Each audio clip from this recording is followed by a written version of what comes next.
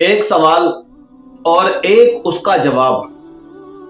سوال کیا ہے؟ سوال یہ ہے کہ جیسے کہ ایک رواج بن چکا ہے اور بہت پرانا یہ رواج ہے کہ شام ہونے کے ساتھ ہی جب مغرب کی اذان ہو جاتی ہے تو لائٹنگ یا چراغ جلانا چاہیے، اور اس طرح سے بڑے بوڑھے کہتے ہیں، بزرگ کہتے ہیں کہ جب شام ہو جائے، مغرب کی اذان ہو جائے، اس کے بعد چراغ جلاؤ، اس کے بعد لائٹ اوپن کرو۔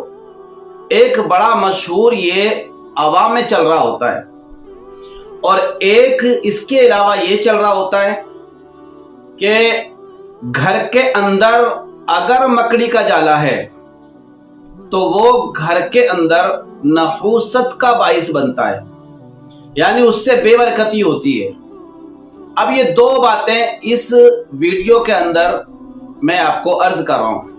پہلی بات اجالے کے تعلق سے کہ جب مغرب کی اذان ہو جائے تو لائٹ اوپن کرو، چراغ جلا لو، پہلی بات۔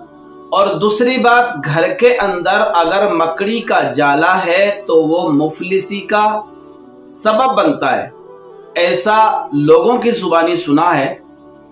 اب اس کے تعلق سے میں آپ کو بتاؤں کہ کچھ حدیث پاک ہے یا کچھ شریعت کی روشنی میں اس کے تعلق سے کچھ لکھا ہوا ہے۔ تو دیکھیے، میں ایک آپ کو واضح بات بتاؤں، سورج ڈوبنے کے بعد جو مغرب کا وقت ہوتا ہے اور رات شروع ہوتی ہے، اس وقت کے تعلق سے میرے پیارے آقا صلی اللہ تعالی علیہ وآلہ وسلم نے ارشاد فرمایا ہے کہ شام کے وقت، سورج ڈوبنے کے وقت شیاطین اور جنات باہر نکلتے ہیں۔ اب میرے آقا نے فرمایا ہے کہ اپنے بچوں کو اس وقت باہر نہ نکالا کرو، ورنہ شیاطین اور جنات کی چپیٹ میں آ سکتے ہیں اور نقصان کا باعث بن سکتے ہیں۔ تو پتہ یہ چلا کہ شام کے وقت، خصوص بالخصوص مغرب کے وقت، شیاطین اور جنات باہر نکلتے ہیں۔ اس بات سے کوئی تعلق نہیں ہے کہ اس وقت آپ چراغ جلاؤ یا لائٹ اوپن کرو، اس لیے کہ صحابہ کرام رضوان اللہ تعالی علیہم اجمعین کے وقت میں تو لوگوں کے گھر ایسے معاملات تھے کہ کئی دن تک چراغ نہیں جلتے تھے۔ تو شیاطین کا، جنات کا اس بات سے کوئی لینا دینا نہیں ہے کہ روشنی کریں گے تو شیاطین جنات چلے جائیں گے، اور روشنی اگر نہ کریں گے تو شیاطین اور جنات نہیں جائیں گے، وہ گھروں میں داخل ہو جائیں گے۔ اس بات سے کوئی لینا دینا نہیں ہے۔ ہاں، بس یہ حدیث پاک ہے کہ شام کے وقت اپنے بچوں کو گھروں سے باہر نہ نکالو، اس لیے کہ اس وقت میں شیاطین اور جنات باہر نکلتے ہیں، لیکن چراغ سے، لائٹ سے اس کا کوئی لینا دینا نہیں ہے۔ اب دوسری بات یہ کہ گھر کے اندر اگر مکڑی کا جالا ہے تو وہ مفلسی کا باعث بنتا ہے، غریبی کا سبب بنتا ہے۔ تو لہٰذا دیکھیے، میں آپ کو بتاؤں، یہ مکڑی وغیرہ کے گھر کے اندر اگر جالے ہوتے ہیں تو یہ کیا ہوتا ہے؟ ایک طرح سے گندگی ہوتی ہے۔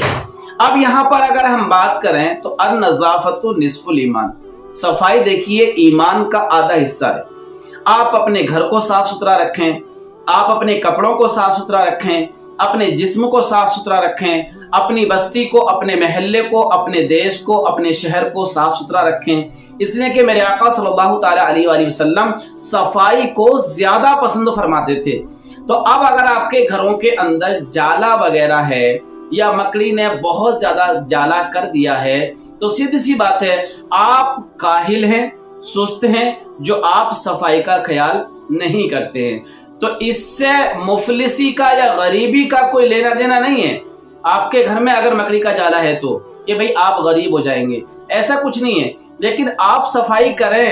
صفائی اس لیے کریں کہ صفائی میرے پیارے آقا صلی اللہ تعالی علیہ وآلہ وسلم کو زیادہ پسند تھی، اس لیے آپ صفائی کریں۔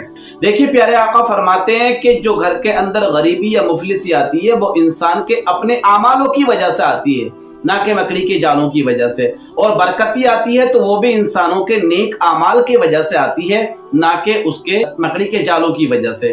तो इस बात का आप ख्याल रखिएगा कि कभी भी इस चीज को आप नहूसत ना समझें।